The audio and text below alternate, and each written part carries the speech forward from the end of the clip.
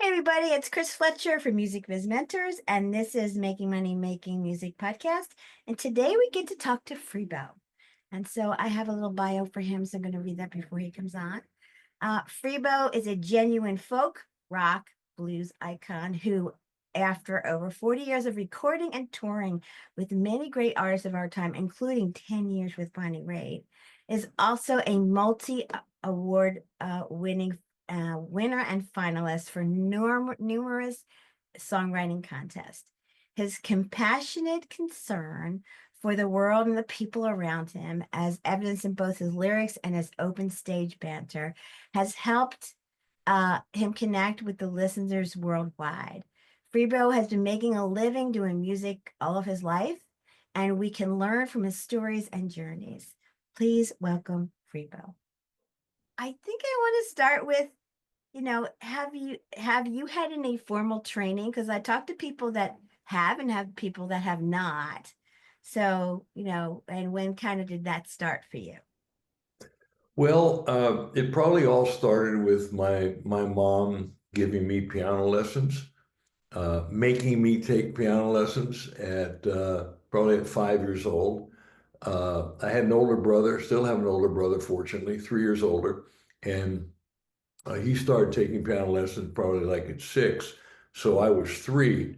So I was hearing what he was doing. The piano was always there in the house. So I could, and there was always classical music playing. My father loved classical music. And my parents would go to, we lived in a small coal town in eastern Pennsylvania. And my parents would go to New York from time to time. My mom was from Philadelphia. My dad was born and raised in this small town, but my mom was very much into culture. So she wanted to make sure that I got that culture, and they would go to New York and they would go to to see musical comedies like all of the Rodgers and Hammerstein stuff. Um, I was fortunate enough as a teenager to go. They took me to see the original West Side Story on Broadway in New York, the original cast. And so I knew all that cast music. But going back to 3 years old and 5 years old, the piano was always there. So I was able to hear what I heard and hit the notes and kind of know how it fit together even before I started taking lessons. I started taking lessons, you learn how to read music and you learn how to do what they tell you to do, to, okay, play these notes.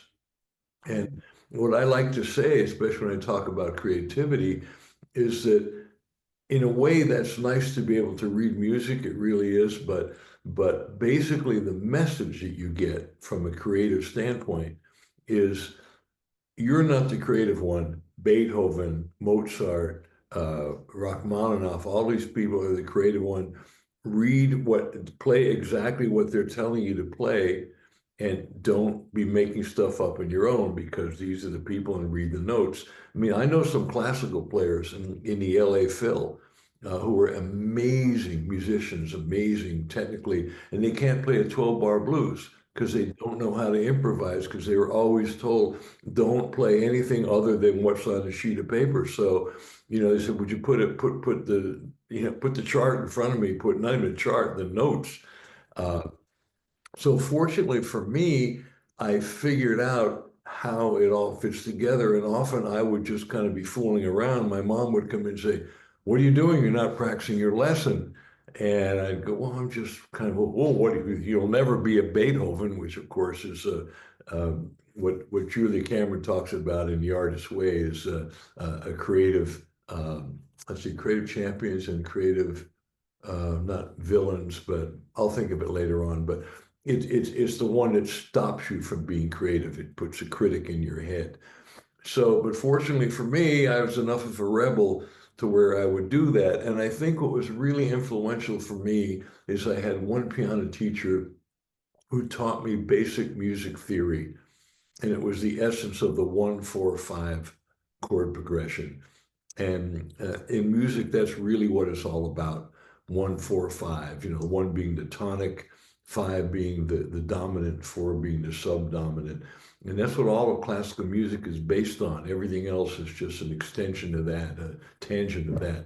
And I got that very basic thing, and that really helped me put all the pieces together. So to answer, am I formally trained? To that extent, I am. It helped. I also sang bass in the choir, the a cappella choir in high school. So I knew the bass lines, which to me, I mean, I think bass. Um, I played tuba in a high school band when I wasn't playing football. And so it's the same thing where you're playing a part that connects with all the other parts and you kind of get to see how they work. And especially knowing the piano. And what's great about the piano, it's all right there in front of you. You don't have to invent, you don't have to, am I going sharp, am I going flat? The note is the note. And you can see it all right there. And here's the sharps and here's the flats. And this is going up and this is going down. So I really got a very basic musical picture, a palette in my head of how music works and how it fits together. And even my father with classical music, maybe play something come on like a Richard Strauss tone poem, like Don Juan or Till Eulenspiegel, and you say, listen to the French horn solo. I've always loved French horns. And it's just a very majestic sound. And probably because my father pointed that out. So I would listen to that piece and I'd wait till the French horn solo came. And I love that. But then you get to hear what precedes that and what goes after that. So all the pieces eventually, really, I think, came together for me and are truly a part of who I am, how I play, how I write, how I listen. I'm very grateful for that confluence of information that somehow came to me. Yeah. And so, um, like some people didn't know you because you play bass, you know. So how many instruments do you play? Well, I play bass. I would say bass is what I would hire myself out as a professional. I play tuba, which I've again in a high school band, and I have a tuba. I don't practice tuba a lot, so I'm not a really, accomplished tuba player, but I'm pretty good with Dixieland and ragtime and rock and roll tuba, where I have my own thing I can put it in. Sometimes on my records, I'll double the bass line with the tuba, just give it a splat. It's kind of cool.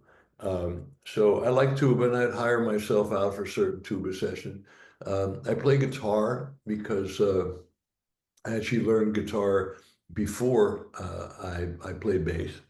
The first instrument actually I learned that stringed instrument was ukulele.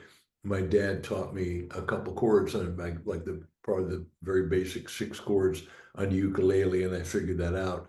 And when I went to a summer camp between junior and senior high school as a camper waiter, and I met a counselor who was a Philadelphia folkie, so she played guitar, and she showed me a couple of things on guitar. I could relate to that because the top four strings of a guitar are tuned pretty much the way ukulele's tuned. So just adding the two bottom strings, the E string and the A string, I always wanted the bottom anyway. So now I could put the bass note to the chord. So that really helped me. And then the bass, it turns out, is the bottom four strings of the guitar. So the ukulele is the top four strings, the bass is the bottom four strings. So it was easy for me to figure that out because it's the same ratio of the notes. So yeah, I think my guitar playing started just by a little bit of folk stuff, figuring stuff out in high school. When I came back from that summer between junior and senior high school, where I learned a little bit of guitar and a basic strum, I mentioned to my band director, and he said, "Hey, we've got this old Martin guitar. I've been sitting in the closet. Nobody's using it. You can have this for your senior year. Just give it back to us at the end of your senior year." So now I had a guitar, with guitar strings about this thick, but just to get an E chord sounding good, I mean, almost get bloody fingers. It was like really difficult, but it really took me to another level. That's when I got into guitar. I gave the guitar back at the end of the senior year. I had 2 years where I had gone to college and didn't have a guitar, and I wound up in a school in Germany. And my roommate was a fellow named Jerry Donahue. And I guess I was 20, Jerry was 18, and he had played in rock and roll bands in England. And we just happened to be roommates. He had the upper bunk, I had the lower bunk. And the very first day he pulled out his guitar and started to play. And I didn't have a guitar. I borrowed something from one of the kids down the hall. I went down, I just started plunking along with him. And after a couple of minutes, he just stopped playing. And he said, "Well, how'd you learn to do that?" And I said, "What?" He said, that bass stuff that you're doing. I said, "Oh, I don't know. I just kind of do it." And I thought it would kind of go well with what you were doing. He said, "Well, you're a natural bass player. We got to get you a bass guitar." And we started a little rock and roll band, played some Army PXs. This is in Germany, 1964.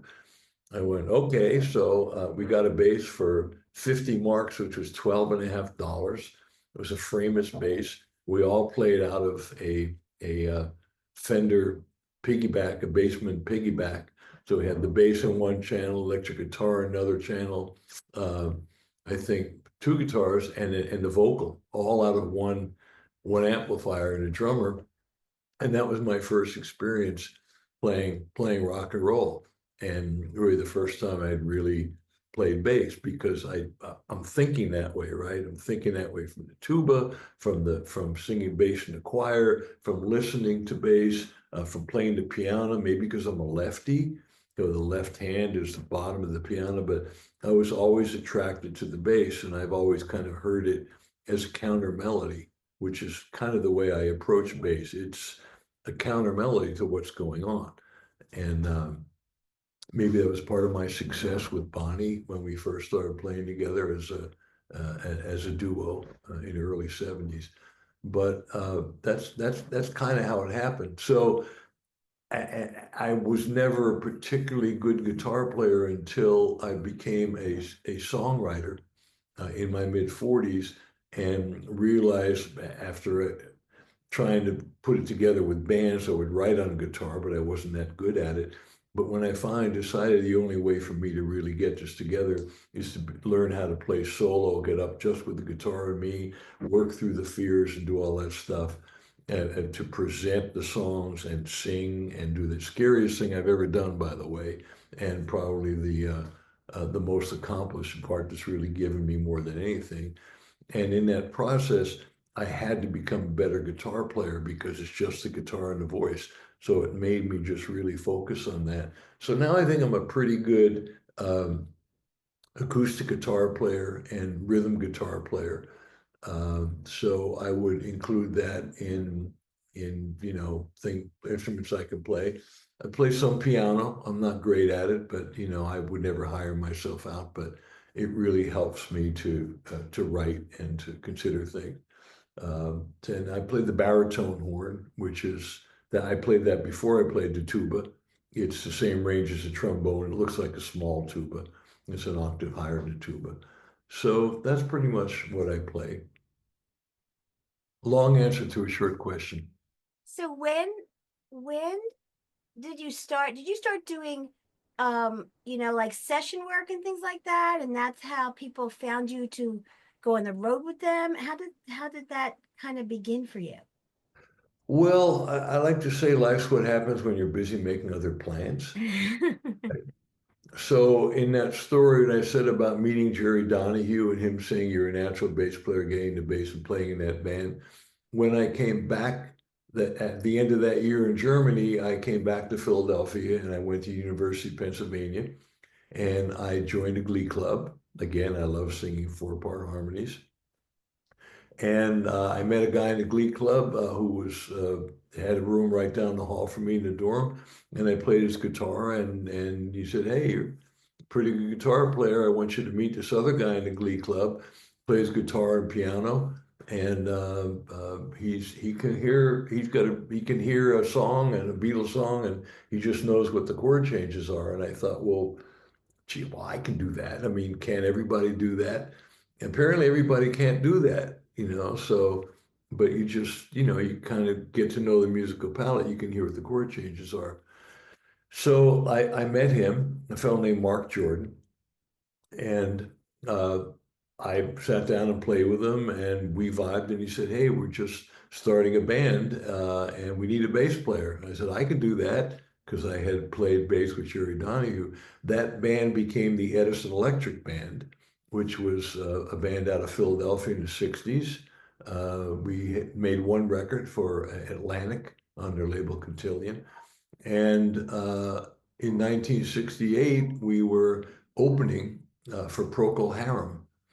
And we were opening at one of those psychedelic dungeons called the Electric Factory. And a fellow named Dick Waterman, who managed Buddy Guy and Junior Wells and Arthur Big Boy Crudup and Mississippi Fred McDowell, some blues people came down to see us because he was thinking about managing us because we were kind of like a psychedelic blues original band, and he brought his young girlfriend with him to see what she thought of the band. Turns out it was an 18-year-old Bonnie Raitt, and Bonnie was a freshman at Radcliffe, which is now Harvard in Boston. And she really liked the band, and she liked the way I played, and we became friends. And she and Dick became friends of the band, and I went to her first show a while later and just watched her just kind of be struggling. Oh, everybody hates me. Everybody loved her. She was great. Um, and I saw her a year later, and she had her brother playing bass, and she was much more seasoned. And a year after that, I got a phone call from her, and she said, "I hear your band's breaking up." I said, "Yeah." I said, "Well, I just got a record contract for Warner Brothers, and I love the way you play bass, and I would like you to play bass on it, and maybe come up to Boston, learn a couple tunes, do a guest set, maybe do some shows along the way." I went, okay. Flew up to Boston, learned a couple tunes. It vibed really well. All our friends liked what we did together. I liked it. And so as Edison Electric broke up, Bonnie Raitt started. And that took me to a whole nother level where I played on her first record, and now people got to, hear what I do. And particularly on the second record, I think 72, which we did in Woodstock at Bearsville Studios. The record's called Give It Up. My bass was really, really featured on that, and particularly the fretless bass. And nobody was playing fretless bass at that time. I was really one of the very first, particularly on records, and I think that gave me some visibility, and so now that kind of puts me into the big time, so to speak, and I meet all these different people, and they hear about me, and they like my style, and I became friends with Maria Moldauer, and I wound up playing on her huge hit Midnight at the Oasis, and after 3 years in Boston, I felt like a big fish in a small pond. And if I needed to grow, I needed to go to either New York or LA. And LA was warmer and cheaper. So I came out to LA, and then I got into the recording scene in LA, and had met a bunch of different people. So that's pretty much how it happened. It was an accident, um, and I'm very lucky. I feel very fortunate that the stars did line up for me. And they say the definition of luck is preparation meets opportunity.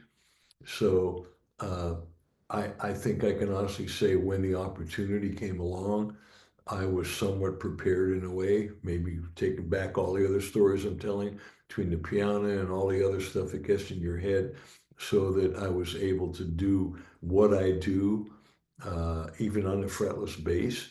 I remember walking into a music store in Philadelphia, um, and the very first time that I saw a fretless bass, it was an Ampeg fretless. And I thought, wow, what a great idea.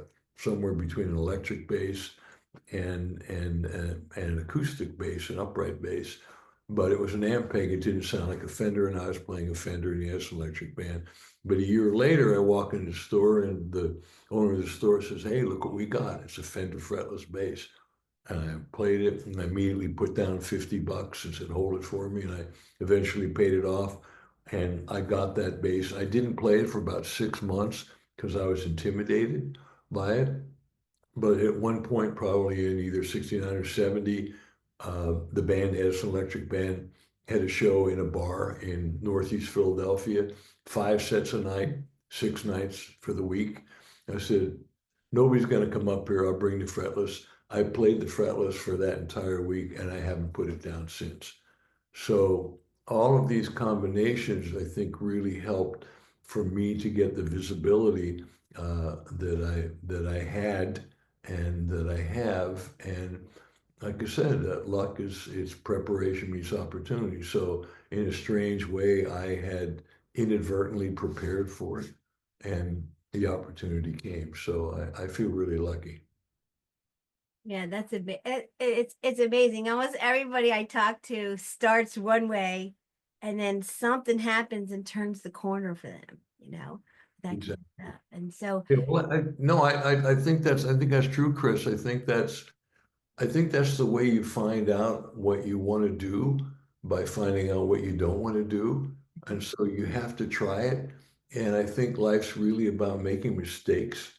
And you don't set out to make a mistake, but you inadvertently you do. You make mistakes, and the lesson is to learn from them. And when you learn from those mistakes, okay, one down, nine to go, and you eventually, from that process of elimination, figure out what you want to do. And when you get to that place that feels right, it's like, and again, I feel so lucky that I did. Like, oh my God, I never planned on being a musician, but this is exactly where I'm supposed to be. So I think no, that's. I'm originally from Philadelphia too. And so I Hmm. just started helping bands out and getting people to come down and all that kind of stuff, and then a lot, how the original music comes and goes sometimes, and so everything was like fading on me and I'm like, I need to get out. At first the snow chased me away than anything else, right? But then I came here and I actually came to visit and I was only here for a week and I was like, what's wrong with me? I should have been here all along, Right. and then you just you find a home in it more than anything else, And I didn't know what I was doing. Well, we didn't have the internet then. You're like, you're good at talking, go over there and find out how we get booked, that kind of stuff. And Right. so I mean and like I always say, I didn't pick it, it picked me, Yes. more than anything No, else. and I think you're absolutely right. That's a great way to put it. Sometimes you don't pick it, it picks you. I like to say that maybe more than me finding music, music found me. And it's just a question of some point having enough awareness to go, wait a second, this feels right, or this doesn't feel right. And I think it's okay when it doesn't feel right to have the courage to move on. I think a lot of people don't, and they get stuck in that place where they really don't want to be, but they're afraid to let go of it because, oh my God, there goes my security. And I think that's the difference between the people who, like us, we choose the road less traveled, and it doesn't always work out, and for those people it doesn't work out. Hope at least you can say I tried it, and then you can go back to some sense of quote normalcy. But I think it's really important that one gives oneself the opportunity to try those things that are really really from the heart, because that might be genuinely spiritually who you are. Right. Yeah. And so that other courage part of you that changed from doing the bass player stuff to becoming a songwriter, you know, um, like did something happen to make that happen? Or, what made you decide like, okay, I'm gonna do this songwriting thing? That's a good question. Uh, I would say it probably happened more out of frustration than anything else. Uh, I never had any plans on being a songwriter, but I always had ideas. Like I said, even as a kid at the piano, I'd kind of start to fool around and come up with little chords, little things. But but writing a song it's not just about the music, it's about the lyrics. So I got pretty good. I just sit down with a guitar, and back in the days when I get stoned, smoke a joint, and play guitar, and all these ideas would come. Of course, the problem with that is these great ideas come and then they go away. You can't remember them. But they'd come and I come up with an idea, a musical idea, and I'd try and write a song, but I had no idea what I was saying. Uh, at the same time, uh, I always I always heard these different parts of the music. So as a bass player, I think the reason I was a good bass player is not because I had a whole bunch of chops. I'm not a great technician. I play what's in my head. I like to say playing bass is all about playing the right note at the right time for the right reason with full intention. And when you do that, is each note is really important. If there's a grace note there, you're doing it because not just not sloppy, but you're actually focusing on what each note is there and what its purpose is going to the next note. Um, so as a bass player, I knew my part because I'm listening to what the guitar player is playing, I'm listening to what the drummer is playing, I'm listening to what the melody is, keyboard, I'm hearing what my part is. Should I play the root? Should I play the fifth? Should I play the third? Can I do all these different things I can do? What's the rhythm? But I always had ideas of what other people should play as well. So sometimes I wanted to have the permission to suggest to the guitar player or the drummer or even a singer, hey, can you try something else? But I didn't have the permission to do that because I'm just the bass player. That was my role. Hey, as much as I want to blame other people for that, I have to look at the three fingers pointing back at me, right? It was my choice. So there's a certain frustration that, but I couldn't, but why don't you do, well, how come? And so I realized, so I wanted to produce other people, but I mean, set yourself up as a producer. Well, what have you produced before? Well, I really haven't produced anything, but I know what I want to do. So there's a catch-22 there. So eventually, I actually made a very conscious decision in my 40s, my mid 40s, say, I need to start writing songs because that's going to give me the vessel into which I can put all these ideas and nobody can tell me not to do it. And I can make my mistakes and I can experiment and I can see what works. But I didn't really know how to write song. But what I finally realized was that all my life I had what I call cleverisms. It's when you say something and it somehow sounds good, and you hear yourself say it, you go, "Oh, that's pretty cool. I really should write that down." And you don't write it down, and you lose it. And they're gifts. And when it comes to you and you don't write it down and you lose it, it doesn't come back again. It's really a spiritual thing that comes from. If you're a creative person, those things come. And those things have been coming to me all my life. So one day in my mid 40s, I said, you know what? Next time I get one of those cleverisms and I say I really should write it down, I'm going to write it down. And I got myself an organizer. Remember those organizers in the 80s? They're kind of like fake plastic. And I got an organizer because I needed to organize myself. And I said, next time I get it, I'm going to write it down.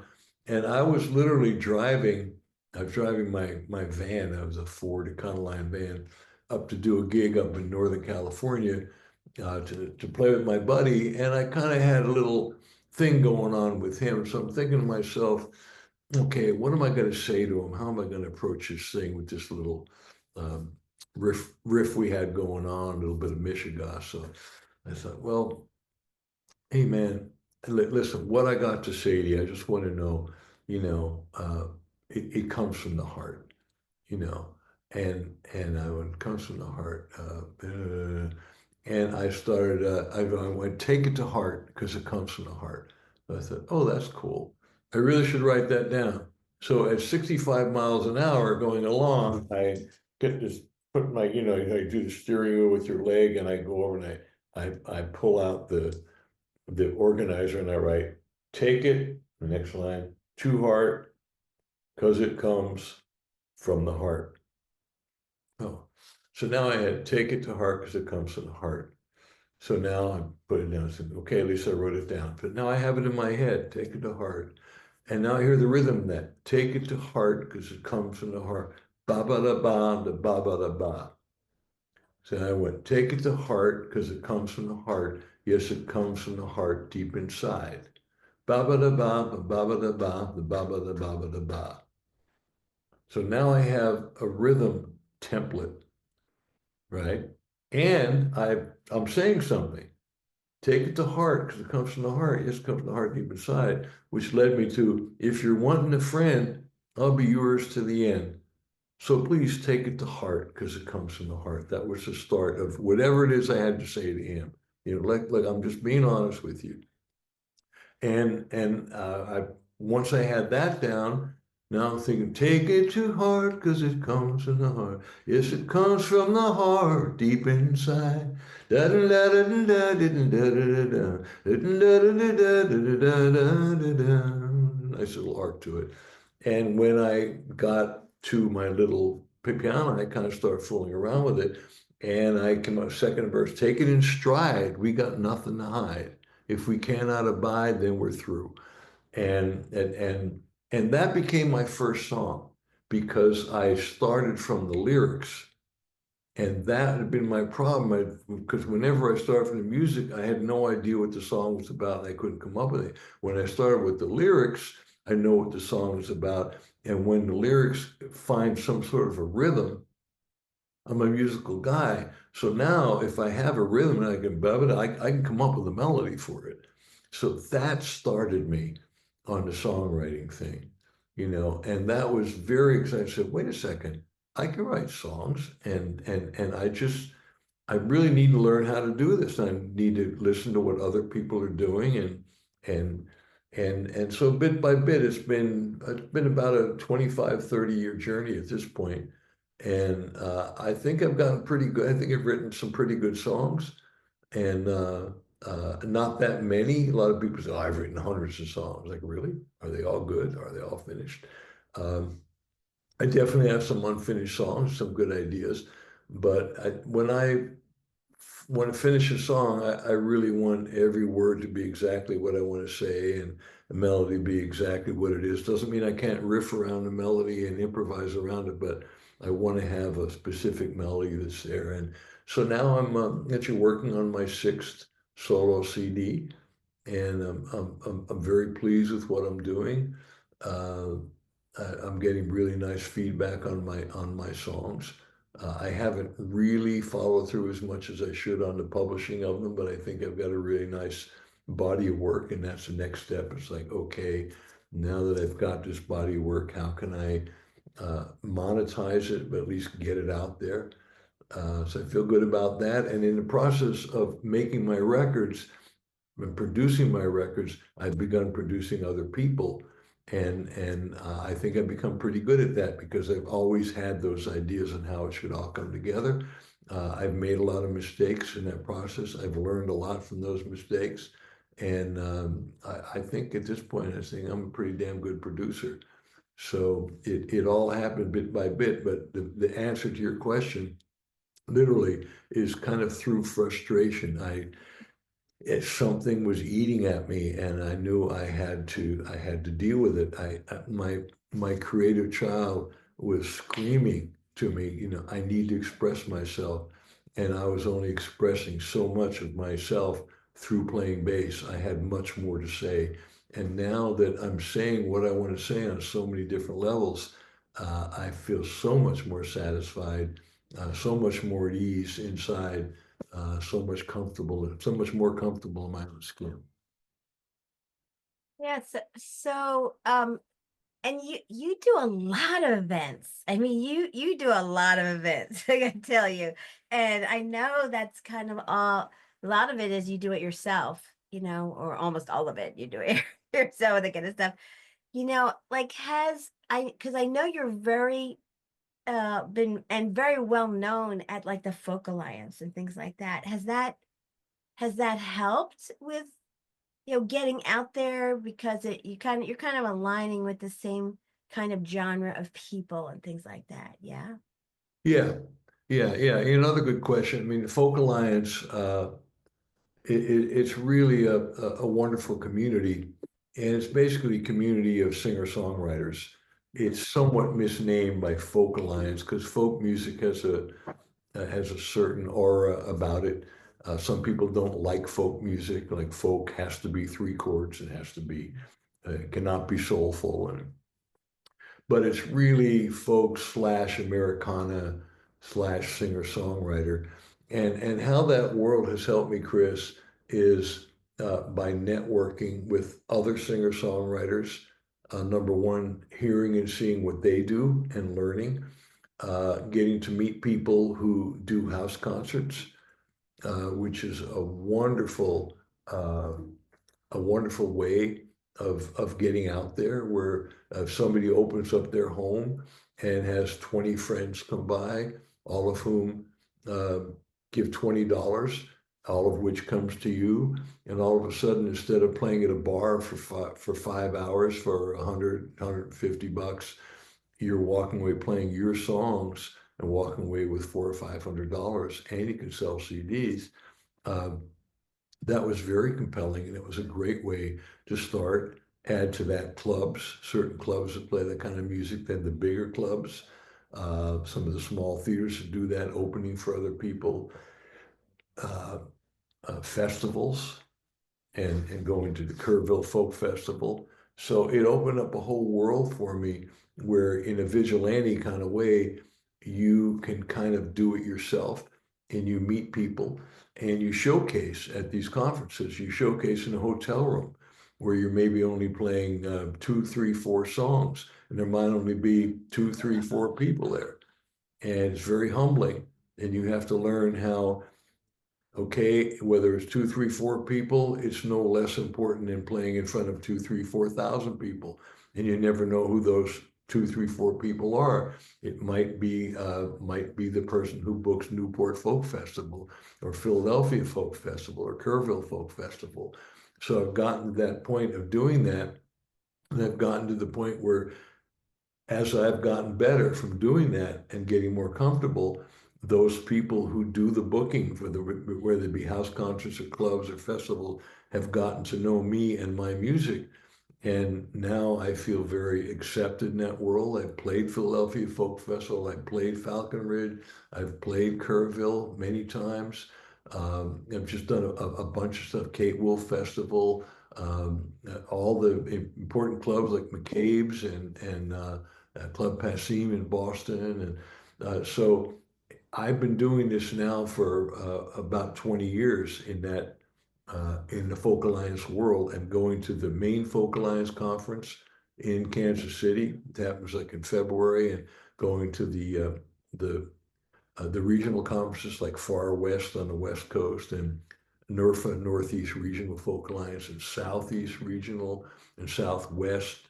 Um, and you get to know all these different people who are the presenters who want to help people like us, but they want you to be good, so you have to get good. Once again, preparation meets opportunity as far as lucky, so you have to work at it. And this is it's a really nice resource, and I have worked at it, and it's really helped me a lot, and that's allowed me to be able to make a living as a single doing this. And then 7 years ago, I met my current partner, Alice Howe, at one of these Folk Alliance conferences, at the Northeast Regional Folk Alliance conference. And I heard her sing. And so, what a beautiful voice, but uh, really very much just in the folk Joan Baez genre. But I heard some stuff in her voice, I thought, and I literally went to her, and we hardly knew each other. I said, I'd love to produce a couple tunes for you. Because now the producer thing, because I know how to do that, because I've done my own stuff, I've done some other people. So I said, why don't you come out to California? So we did. We ended up making some demos and eventually a whole record. And in the process, I got to know her tunes and played out. And I brought her some of my gigs and brought her up to play a few tunes. And then I went and we learned each other's tunes. And now here it is 7 years later, and we become a duo. And I produced the last record of hers I produced down in Muscle Shoals at Fame Studios, which is an iconic studio where Wilson Pickett did Mustang Sally and Aretha Franklin did her first record. It's a really nice record that we did called Circumstance, and we go all over the country, all over the world. We've done some really nice stuff in Europe, and we go back and forth where I do my songs on guitar, and Alice sings harmony with me, and I've even got her to play some bass, and she's getting better and better at that. And when she does her songs, she sings and plays guitar. I play fretless bass and sing harmony, and that's been really good for me because that takes me back to exactly what I was doing with Bonnie Raitt, 1971, 72, and 73. Because for the first 3 years we were together, we were a duo, just the two of us. And I learned how to do that thing where I can lay down the bass track on the guitar thing, but I can also throw in some little licks in between because there's only two of us. And I can kind of float with the vocal and I can do counter melodies and all on the fretless bass, which is much more fluid than a fretted bass. And I kind of learned how to do that with Bonnie. So here it is 40 years later and I'm further up the spiral. And now I'm doing it with Alice. So I can take everything that I learned back then, everything I figured out, and now all of the things that I now have as a songwriter, which has really enriched my palette, my musical palette. And so I think I'm even better at that. And I really enjoy it. And it turns out, and plus, I always love singing harmonies in a cappella groups. Alice sang harmonies in a cappella groups. So now we get to sing harmonies together. So for me, all of the things that I learned are coming together in this duo, including producing and writing. We've done a lot of co-writing together. So all of those elements and playing the bass, playing the guitar, the writing, the harmonies, the singing, the touring, the learning how to tour, to go into focal lines and learning how to make money, how to make a living. So our having combined all of that stuff has been fascinating, and our image in not just the folk world but the Americana world is really coming up, and it's getting really exciting. I think it's got. I mean, I don't know how much longer I'm going to live and be able to do this, but at least for the next couple of years, for sure, uh, I see a really good future in it. I'm glad I can help Alice along because I think she's a brilliant singer and really becoming, better and better, as she expands her palette. So it's pretty exciting, Chris. And I'd say without Folk Alliance, none of this stuff I'm talking about, especially with Alice, and my career, my solo career would have happened. Yeah, even finding another artist that you can mesh with, and that's like a dream sometimes, to really like have people that you know each other's way you're going to go, and Yeah. you can really complement each other, because that doesn't come every day.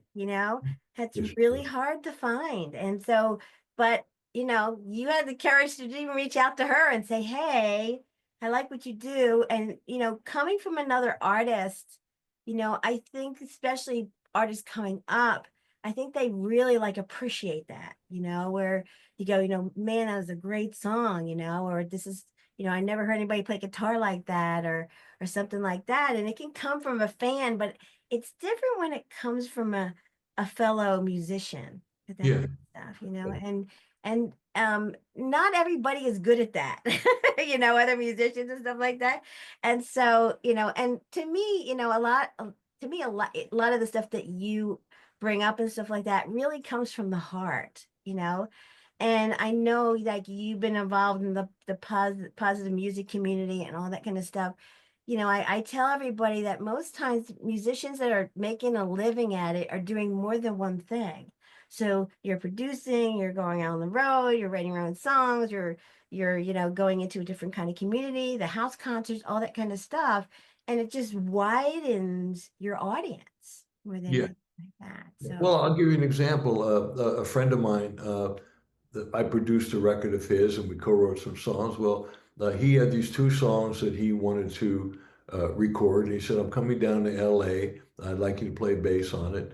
And I think I have these people who can play in it, but if you have any ideas on who you might want to get to play, I think I need a drummer. Before you knew it, I had actually gotten the musicians to play on it, and got the drummer and the guitar player and the keyboard player, mostly people who play with me, and I got them in. And what turned out from me playing bass wound up me kind of producing the session and arranging it for the two tunes, and then helping him with his vocals. And I wound up producing the session because I know how to do it. And he could see what my influence was, not just playing bass. And he was open to it because he'd seen me do it before. And then yesterday, he actually called me. He said, hey, I'd like you to come down and help me with my vocals, just in terms of the phrasing. Well, since I'm a singer now and I've learned how to sing and how to phrase and everything, and I can help him. So I helped him with that. Before you know it, I'm kind of starting to put the pieces of the tracks together. So he said, hey, why don't you come and be with the engineer and mix those two tunes? So because I can do all this stuff, I was just called to just play bass. Before you know it, I contracted the session, I produced the session, I helped with the thing, I sang background vocals on it. I got Alice to come down, we sang some really nice harmonies and oohs, and I'm going to mix it, and I'm producing the stuff, and I'm getting paid for it. Originally, just like paid for bass. So it's funny how it all works, and I think the more you do anything, I like to use the phrase the 10,000 hours. They say if you want to get good at anything, you have to spend 10,000 hours at. And I think that's really true. And it sounds like a whole lot of time, and it is. But when you put it all together and over the years, that's what it takes. And I remember with Alice, and she kind of really immediately, well, how come people don't see me for who I think, et cetera, et cetera. I said, it takes time. You're going to get better. I'm not trying to say you're not as good as you think you are, but let me put it in a kind way. You're going to get better, and you're going to get better, and you're going to get better because you're going to listen to your stuff, and you're going to figure stuff out, and you're going to get more comfortable, and your palette is just going to become richer and wider, and you're just going to get better. And it only happens from doing it and doing it and doing it. And that's the 10,000 hours. So I know I've more than put in my 10,000 hours. I know Alice and I have put in our 10,000 hours together, and you can tell it. We just did a live record up in Port Townsend. It's coming out in the next month. And that very first song that we wrote together, it was on that first record of hers for when I first asked her to come out to California. Mhm. The way she sings that song on that first record and the way she sings it now, 7 years later, is way different. It's the same melody, but the subtleties and the singing and the emotion is completely different. I mean, it's if you go on if now it's on a scale of 10, it's kind of like finally figured after 7 years, finally got to where this is how the song should be sung. And Yeah, if you because look it at that, grows. The more you do it, the more it grows more than anything exactly. else. And Yeah, to a point. I mean, you don't I want to get to the point of the Bob Dylan to where it's like, what happened to that great melody? So there's a point where it's done, but I think it takes a while yeah. for it to gel, and you write the melody, but how you write the song, you learn the song, you play the song, but eventually you get inside the song, where you're really getting all the subtlety, you're really feeling, and you're not just feeling the emotion, but you're emoting the emotion, so that it's all well and good for me to feel a song, me sing with my eyes closed. Oh, I'm really into it, and you're going, "What about me?" Right. That's all part of performing or sharing. Yeah, So they're all different skills: songwriting, producing, performing live, relating to the audience, because I exactly, work at MI, and I'm talking to young musicians, kind of learning what they're doing. And they some of them are pretty insecure. I said, if you do a song, go do it. Don't go do an open mic or something. Get yeah, out there. It's you got to get it out there to do that. I said, even if you go out once a month, I don't care where you go. Just kind of bring a friend with you. That kind of stuff. because I can see I've seen so many people grow by just getting out there and presenting to the audience and just again, that live thing is a different animal Yeah, more than anything else. It's your work, but relating to the people and having them like emote back to you with that kind of stuff, because like I always tell people, I don't sing, I don't play a lick, right?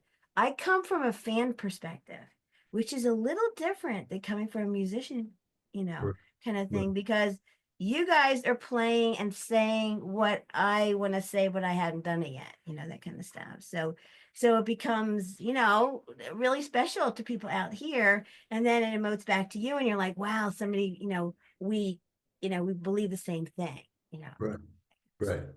Yeah. So, and because I've been involved in this most of my life too, not meaning, like you said, even to be into it, just kind of like did it. And you just learn as you go and be You do patient. learn as you go. Yeah, it just could do it. And you mentioned open mics. I mean, that's the way you really learn, especially as a beginner. I mean, you write a song and you think it's a good song. Uh, you gotta go to open mics to perfect it, to learn how to sing it. I mean, you might sound good in your. I always say if on a scale of 1 to 10, if you get to the point where you're a 10 in your living room, when you go out and you play it live, especially for the first time, you're probably going to be a 6 or a 7 because you've never done it. You don't know if it's the right key. You're singing like this in your living room and it sounds really good, but you can't sing like this when it's in front of an audience. So you have to go to those open mics and you have to see if you think something's funny in the song. You might think it's funny, but gee, how come nobody laughed? Oh, maybe it's the wrong audience. Okay, I'll do it in front of another audience and they don't laugh. Oh, maybe I'm not presenting it right, and do it again. It's not funny. I said, maybe it's not funny. Maybe I need to change the line like a comedian. So the only way you really get to do it and put in those 10,000 hours, especially at the beginning, go to those open mics. And I'll tell you, Chris, it's the scariest thing. Get up and play one song, especially a new song. You never played it before, but it's all part of the deal. How you deal with the nerves, you figure out how to play it. Somewhere you're singing it, you're emoting, you're playing the guitar part, you're doing all these things at the same time, and it takes 10,000 hours to get really good at it. It just does. What is coming up for you in this next year? A lot of stuff. Uh, Yeah. More touring with Alice. Uh, Mhm. we're really excited about this live record that we did at a show up in Port Townsend, Washington. Mhm. Uh, and it was just Alice and me doing what we do, but with our good friend Jeff Fielder, who's a brilliant guitarist. He plays with Amy Ray of the Indigo Girls and the guitar player from Guns N' Roses. A lot of people. He's a brilliant guitar player. He's really wonderful. So we added him on the show the night before, and the show we did at a recording studio of a friend who invited us to come in front of a small audience, about 20 people, and we just played the set, basically 2 sets, one take for every song, no overdub, just Alice and me and Jeff with an electric guitar, providing like sweetening, orchestration, again, no overdubs, and it's really good. We did it on multi-track, so we brought it down here, we mixed it together. Again, didn't overdub, didn't change anything, no, excuse me, no auto tune, and just exactly as it is, but well mixed, and it's really good. It's not just good for a live record; it just really sounds good. So we're excited to get that out because it's the first record that Alice and I have done together, where it's partly my songs, partly it's not. Usually, when we do a gig, we sell my records and her records, and we work out a deal. If you get one of mine and one of hers, we'll give them to you for like half price, whatever. So it's exciting to actually have one of the two of us together. It's also an exciting calling card that we can send it to a whole bunch of festivals or clubs or whatever. Say, here's what we do, and if you want it with a guitar player, we can get Jeff or any one of several other guitar players or just us. But you can hear the singing, you can hear the song, you can hear the audience. This is what we do. like it or not. But if you like it, you want to hire us, great. So excited about that. Also excited, we started a Patreon page, Alice and me, and I had my own Patreon page. She had her own, but we almost felt like we were competing against each other. We thought we're doing all these shows together, we're doing everything together. Let's just combine them and let's really focus. So we were kind of afraid to say anything about it. We had a few patrons, but we just did a live stream, and we now have really in the last week we've gotten about 100 patrons. And it means a lot that where people can help support us. We're putting like $5, $10 a month. And in return, we give them a whole bunch of content. We do live streams exclusively for them, uh, demos of old songs that are really like the one I said about Alice, where if you listen to the demo of when she first wrote the song, where she wrote it, and then later on where I came in and I put my 2 cents into it and changed the song, and then when we first recorded it and to where it is now 7 years later, really fascinating inside stuff. I'm writing a book, and I'm going to put excerpts of that book into, which is also going to kick me in the ass to write those excerpts because I really haven't written much of the book yet. So that's going to motivate me to do that. And I want to do some exclusive lessons, partial capo, bass, guitar, songwriting, creativity, performing, singing, whatever, for my people or what they want.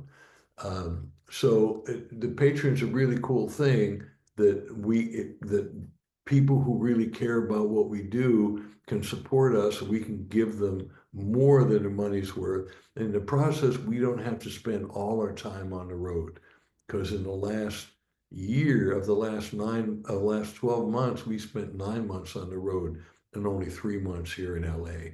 That's a lot on the road. It's a lot of time, but what's more important about it, Chris, is that, I mean, I'm in LA for a reason. I mean, I like LA. I mean, I love LA, but there's so many opportunities in LA, people you run into. Just the thing about the guy who asked me to play bass and went producing, I ran into Jackson Brown, who's an old friend, at a couple different things, and I asked him if he would maybe, sing or play on something. There's all these opportunities that arise because there's so much talent here. There's a reason why we're all here. So we need to be able to spend more time here and take advantage of those opportunities and not be on the road all the time to make the money to pay for the place that we're not in.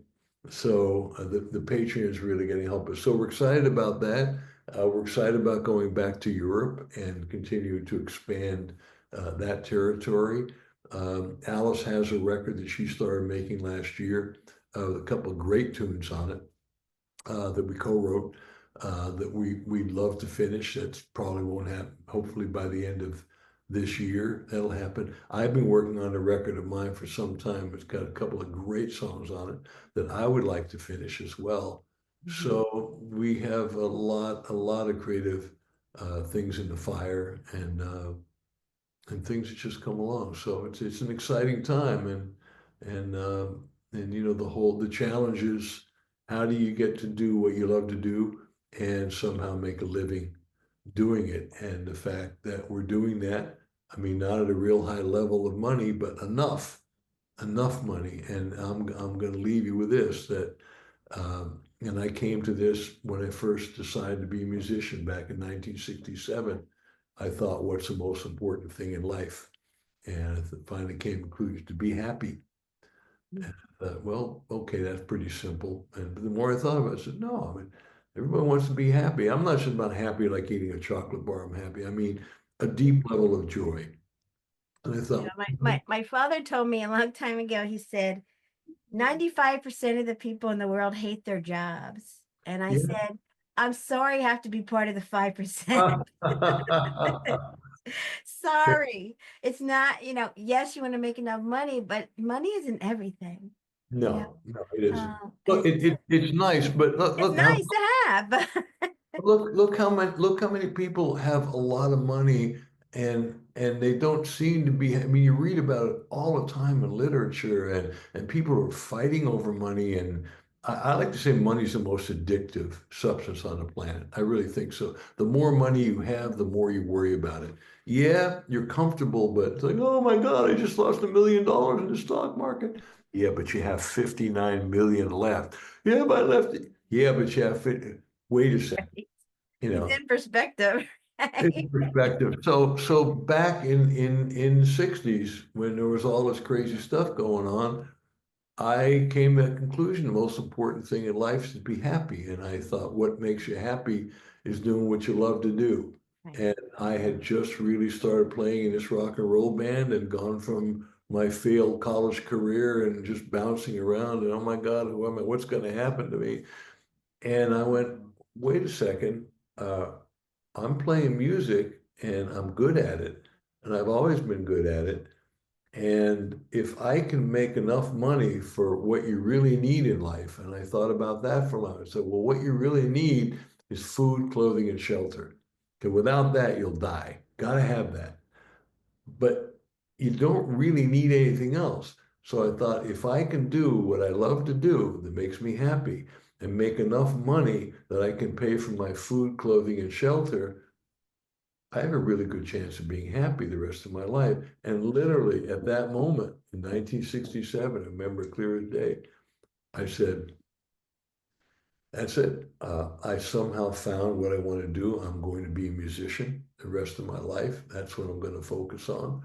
And I can honestly say, Chris, that, for the most part, I've been a pretty happy camper for the last almost 60 years since I made that decision.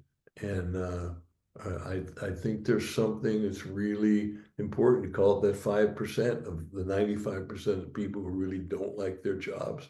And they're focusing on the money because the money is going to make them happy. And I'm not denying that. I mean, you got to have security. I get it, and kids, all that stuff.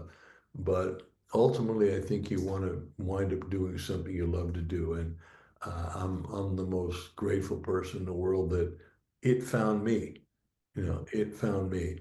And Jerry Donahue, the counselor at the camp, playing the music. My mother, taking the piano lessons. The piano teacher with the musical theory. Going up the high school band director gave me the guitar, the Jerry Donahue thing, the playing in the band, and Dick Waterman coming down, and his girlfriend Bonnie. All of that, it all happened. My frustration and making the decision I got to start writing songs, all the stuff that happened along the way, it found me. And it was lucky, but it was also a certain preparation, met the opportunity. And I really think that's what life's about. And I feel like I'm one of the lucky ones that it worked out for. It doesn't work out for everybody, but it worked out for me. And I feel a spiritual obligation to follow that through. I feel like I'm gifted with the opportunity. I'm gifted somehow with the music. And I know when I play a song that either puts a smile on somebody's face or a tear in their eye, that I'm giving them a gift. And in return, that smile and that tear is giving me a gift. So there's something that's really, it's a beautiful exchange. And there's a lot of love in that. And it's very satisfying. And again, I feel just so grateful to be able to do that and be part of that and continue doing it. And that kind of drives me because, like I said, I feel like I'm here for a reason, no more or no less important than anybody else, but in my own way, I'm here for a reason. And I need to actuate that, I need to complete that process. So that drives me in a way, and hopefully in a peaceful, serene way, but with some energy going forward. Well, thank you for giving me an hour and everybody else the hour to talk to you and stuff like that. Like I said, I'm going to bring you back when we start talking about touring and stuff. I'm going to bring you back for a workshop. All right. No, We're thank doing that kind of stuff. I'm looking forward to the live album. I love live music, so I'm excited about that too. So, Thank you. I'll make sure we get one. It'll be out in about a month. and I'll Called, probably see you at one of called- those conferences too. no, it's called Alice Howe and Freebo Live. Very, very creative title. Right. I'm excited for it. Oh, thank you, Chris. Thanks for doing this, for doing what you do. Thank you for inviting me, and I really enjoyed this hour. Great. Thank you so much. And I'll see you out there performing. I look forward to it. Take Thanks care. so much. Take care. Bye-bye.